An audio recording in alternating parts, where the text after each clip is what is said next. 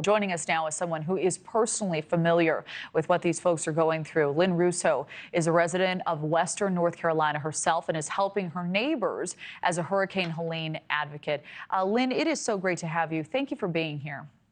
Thank you, Kelly. I appreciate it. You know, I want to touch on the current wildfire threat in just a moment, but, you're in Henderson County, just outside Asheville. What have the last 6 months been like for the people in that area? How are you doing, and how's the recovery effort going as well? Well, honestly, Kelly, it's been a tale of loss, but also incredible coming together of people in this community.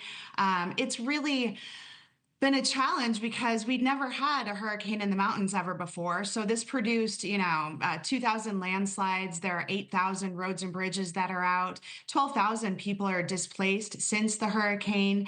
And people have really had to come together and put what I think is a Band-Aid on the gash wound of Western North Carolina. But they've done it. This is, this is the Bible Belt, and faith-based communities and churches, synagogues have come together, and there's been real boots on the ground work. So a lot has happened, and a lot of Western North Carolina is back up and running. We feel proud of that, but as was mentioned, we're going to need that federal funding so we can fix those roads and bridges and really thrive here. Because right now, people are just trying to survive, including me. I lost almost all of my clients. I worked in tourism, and I had flooding in my home, and it's been hard day to day, to navigate. You drive through Asheville, which is about 30 minutes from here, and there's certain places that look great. The Biltmore is back up and running. If you go downtown and have a conference, you're going to have a great time. And I encourage everyone to do that because 96% of the businesses in this area are small businesses, and they need people to come back here. But also, you'll drive through certain parts of Asheville that look like a war zone, right? Because we just haven't gotten the funding to repair things, which is why, we have these very, very, very serious wildfires now, including in the county that I live in. They're calling it the most, and biggest fire in the country right now. And the reason that they say they're having a hard time stopping these fires is because all these roads and bridges are out, and there's hundreds of thousands of downed trees.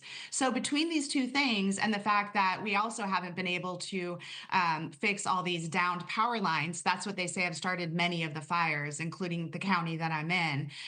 These fires have gotten out of control. And honestly, I don't know if the people of Western North Carolina can take another thing. We need our funding, and we're hoping that Washington will go ahead and send that soon. We'll need $60 billion to recover here. Wow. What is your reaction to Governor Stein's recent comments and your take on the support you and others are getting from the state right now?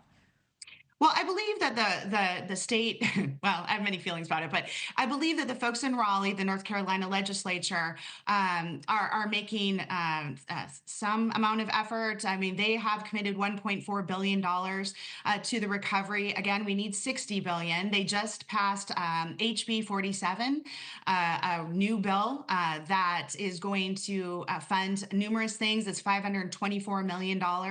But, and one of the most important things in that bill is for farmers. They've received no federal funding either, or very little.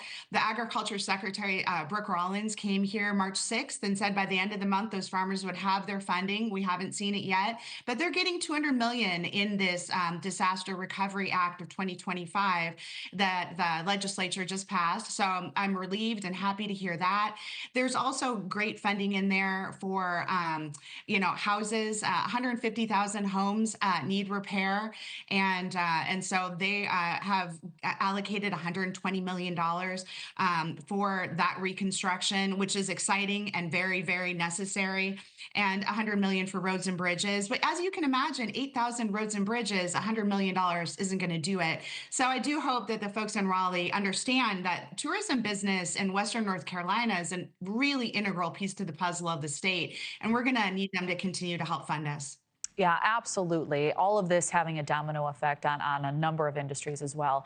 Yes, Lynne Russo, thank you so much. Thank you for watching. Go to newsnationnow.com to find NewsNation on your television provider. And don't forget to click the red subscribe button below to get more of NewsNation's fact-driven, unbiased coverage.